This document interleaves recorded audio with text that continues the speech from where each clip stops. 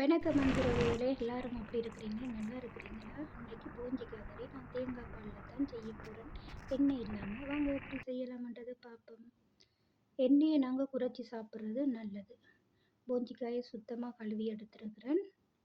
அதுக்கு பிறகு உருளைக்கிழங்கு சேர்க்குறேன். அப்படியே தக்காளி பழம், பச்சை மிளகாய், வெங்காயம், பூண்டு, கருகப்பில்லை எல்லாம் சேர்க்கணும்.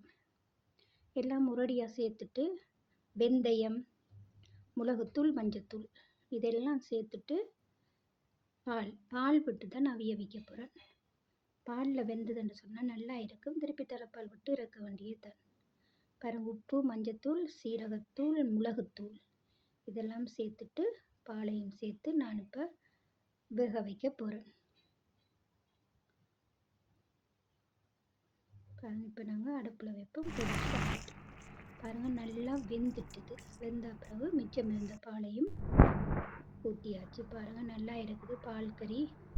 சின்ன பிள்ளைகள் பெரியாக்கள் எல்லாருமே விரும்பி சாப்பிடுவாங்க. இப்படி பால் கறி செய்து கொடுத்தா எண்ணெய் சேர்க்கக்கூடாது. நாங்கள் ஒரு நாளைக்கு 3 கறி ஆக்கினோம்னா அதில் ஒரு கறிக்கு தான் எண்ணெய் சேர்க்கணும். மிச்சதெல்லாம் பாலில் தான் சமைக்கணும். அது ஆரோக்கியம். பிடிச்சிருந்தால் லைக் பண்ணி, கமெண்ட் பண்ணி, சப்ஸ்கிரைப் பண்ணி சப்போர்ட் பண்ணுங்க உறவுகளே. மீண்டும் இன்னொரு காணொளியோடு. நன்றி.